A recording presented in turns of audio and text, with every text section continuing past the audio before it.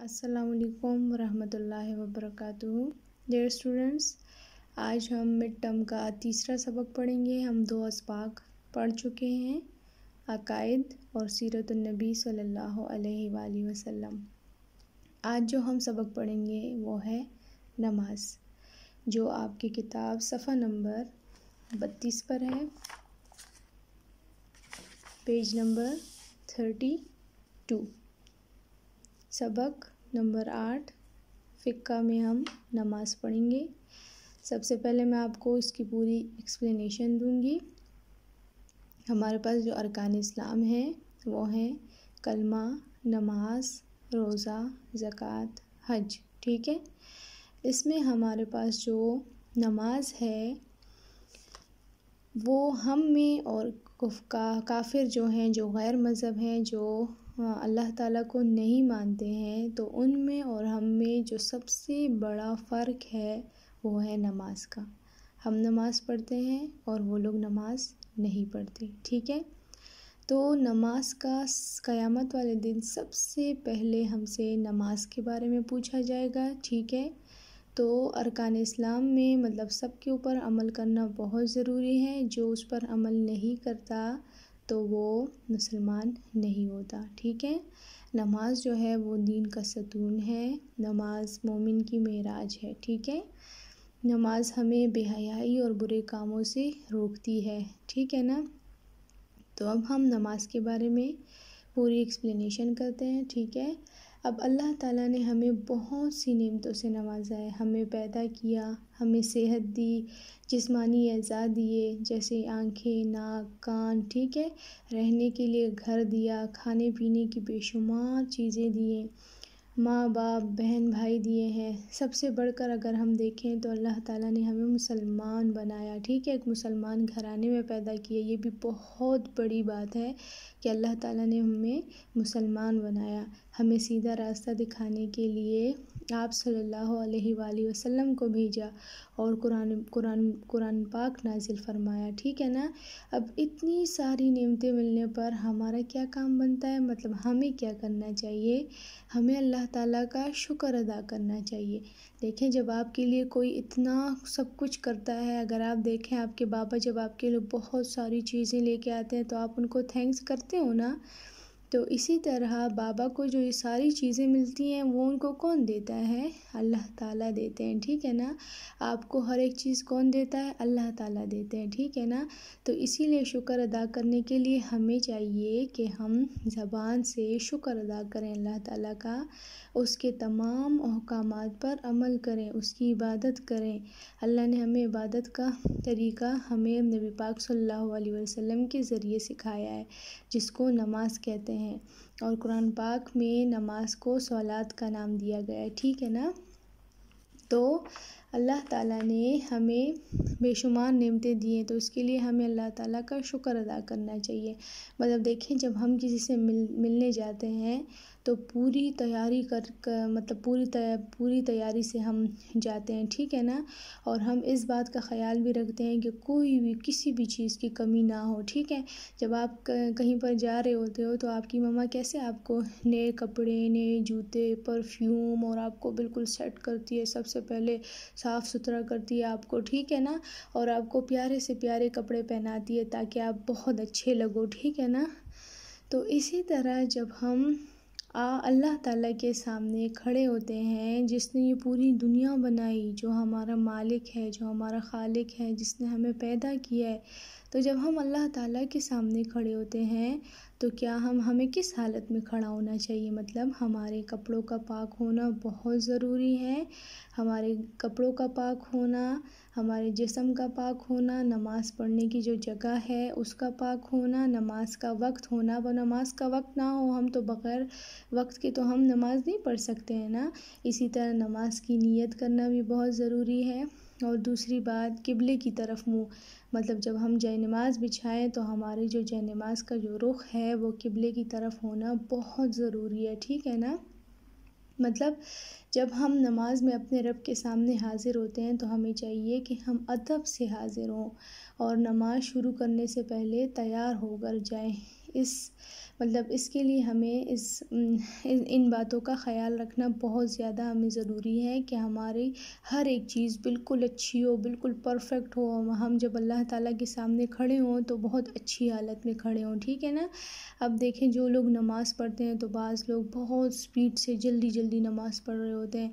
अब आप जब किसी से भी बात कर रहे होते हैं और बहुत ज़्यादा जल्दी जल्दी बात कर रहे होते हैं तो वो आपको कहते हैं ना कि आराम से बात करो, स्लो बात करो, मुझे आपकी बातों की समझ नहीं आ रही है। इसी तरह जब हम अल्लाह ताला के सामने खड़े होते हैं और हम जल्दी जल्दी से नमाज़ पढ़ रहे होते हैं जल्दी जल्दी से, तो हमारी वो जो नमाज है वो क्या अल्लाह ताला को पसंद आएगी? बिल्कुल भी नहीं। इसीलिए जब भी हम अल्लाह के सामने खड़े हों तो उस टाइम अल्लाह और हमारे दरमियान में कोई भी नहीं होता, कोई चीज़ भी हमारे और अल्लाह के दरमियान में नहीं होती है।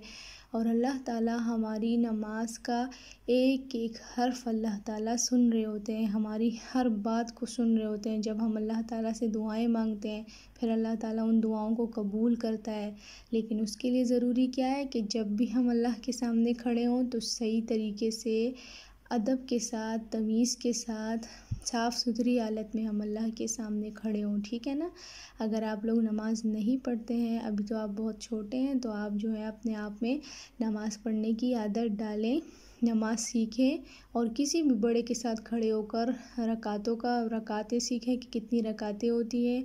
हर नमाज में 5 नमाज़ें हैं ना, फजर, ज़ोहर, असर, मग़रिब, इशा, तो मतलब हर नमाज में कितनी रकातें होती हैं ये आपको अच्छे तरीके से आ जाए, आपको नमाज़ पढ़नी आ जाए, वज़ू अच्छे तरीके से आ जाए, ताकि जब भी आप नमाज़ पढ़ो तो आपकी नमाज़ बहुत खूबसूरत हो, ताकि अल्लाह ताला को आपकी नमाज़ बहुत अच्छी लगे। क्योंकि नमाज़ में तो हम अल्लाह ताला की तारीफ़ कर रहे होते हैं, अल्लाह ताला की नेमतों का शुक्र अदा कर रहे होते हैं, ठीक है ना। अब देखें जब हम मतलब नमाज़ पढ़ने से हमें कितने फ़ायदे होते हैं। नमाज़ पढ़ने से हम पाक और साफ़ रहते हैं। मतलब दिन में जब 5 बार हम वज़ू करते हैं तो हमारे जिस्म के कितने अज़ा धुल रहे होते हैं, हमारे जिस्म से सारे जर्म्स हट रहे होते हैं, ठीक है ना। नमाज़ हमें वक्त की पाबंदी सिखाता है, नमाज़ पढ़ने से दिल को सुकून मिलता है, ठीक है। नमाज़ हमें बुरे कामों से और बुरी बातों से बचाती है। नमाज़ पढ़ने वालों से अल्लाह ताला बहुत खुश होता है और दुआएं भी कबूल करता है अल्लाह ताला। इसलिए हमें नमाज की पाबंदी करनी चाहिए ताकि अल्लाह ताला हमसे खुश हों और हमारी दुआओं को भी कबूल फरमाए, ठीक है ना। तो अभी से ही आप सल्लल्लाहु अलैहि वसल्लम ने फरमाया है कि जब बच्चे 7 साल के हो जाते हैं तो उनको नमाज की तलकीन की जाए, मतलब उनको कहा जाए कि नमाज़ पढ़ा करो और उनको नमाज सिखाई जाए। और फिर जब वो बड़े हो जाते हैं तो फिर तो उन पे नमाज फ़र्ज़ हो जाती है ना, फिर तो नमाज बिल्कुल भी नहीं छोड़ सकते हैं, ठीक है। इसीलिए आप लोग भी नमाज को अच्छे से सीखो, उसके तौर तरीके भी सीखो और नमाज़ पढ़नी भी शुरू करो, ठीक है ना। अब हम सबक में पढ़ते हैं कि सबक में हमारे पास कौन कौन सी बातें हैं, ठीक है ना। सबक नंबर 8 फ़िक्का में हमारे पास है नमाज अल्लाह का हुक्म है और आप सल्लल्लाहु अलैहि वसल्लम की आँखों की ठंडक है। नमाज का अदा करना हर मुसलमान पर फ़र्ज़ है। दिन में 5 नमाज़ें अदा की जाती हैं जिनके नाम ये हैं: फजर, ज़ोहर, असर, मग़रिब, इशा।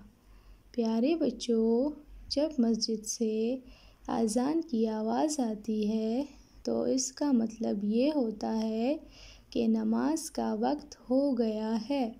नमाज पढ़ने से पहले वज़ू करें और जिस जगह नमाज पढ़ी जाए वो भी साफ़ और पाक हो। नमाज बहुत अदब से अदा करनी चाहिए और अगर आपके इर्द गिर्द कोई नमाज पढ़ रहा हो तो शोर ना करें। नमाज के ज़रिए हम अल्लाह ताला की तारीफ़ करते हैं और उसकी दी हुई नेमतों का शुक्र अदा करते हैं। इस तरह अल्लाह ताला भी हमसे खुश होता है। अब हम इसकी दोबारा रीडिंग करते हैं।